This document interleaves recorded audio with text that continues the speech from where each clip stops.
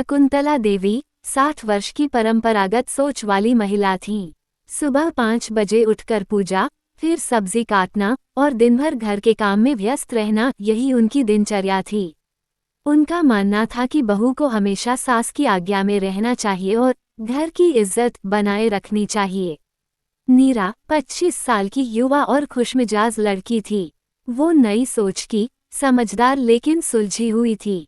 शादी के बाद जब वो इस परिवार में आई तो उसने खुद को हर तरह से ढालने की कोशिश की।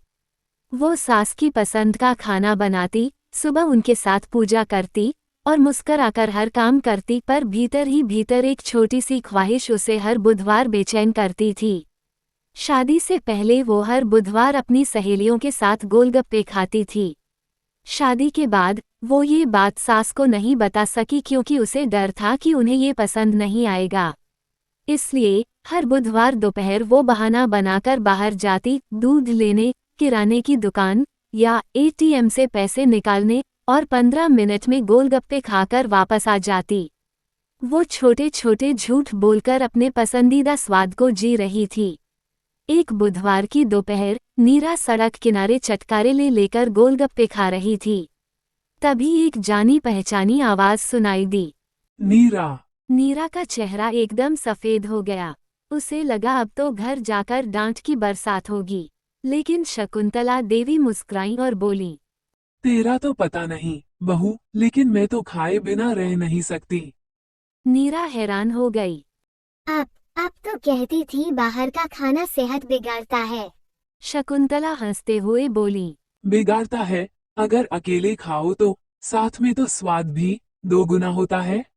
उस दिन दोनों ने साथ बैठकर गोलगप्पे खाए।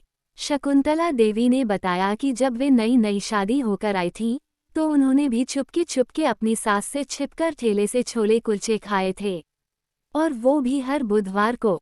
दोनों जोर से हंसी और एक ऐसा राज जो दिलों को जोड़ता है सामने आया।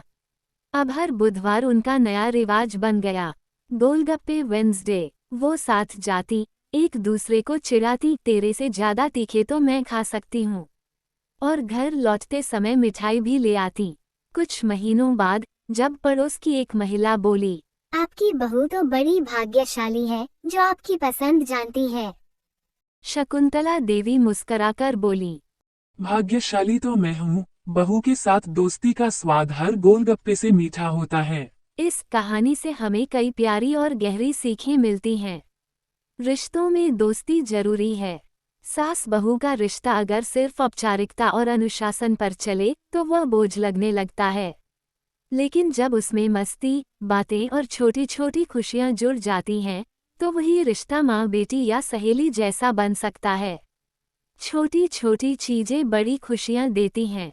गोलगप्पे जैसी एक मामूली चीज जो बहू चुपके से खा रही थी, वही उनके रिश्ते की कड़ी बन गई।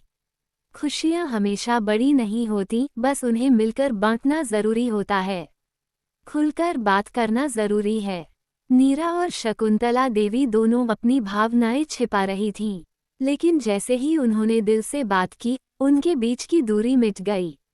रिश्तों में संकोच नहीं, संवाद चाहिए। सास भी इंसान होती है। कई बार बहुएं सोचती हैं कि सासू माँ सिर्फ आदेश देती हैं या सख्त होती हैं, लेकिन जब उनके साथ बैठकर कुछ खाओ, बातें करो, तो समझ आता है कि वो भी कभी किसी की बहू थीं। वो भी हंसना खेलना जानती हैं। प्यार के लिए उम्र या रिश्ता मायने नहीं रखता। दो पीढ़ियों के बीच भी प्यार, अपनापन और मस्ती हो सकती है अगर दिल से एक दूसरे को समझा जाए।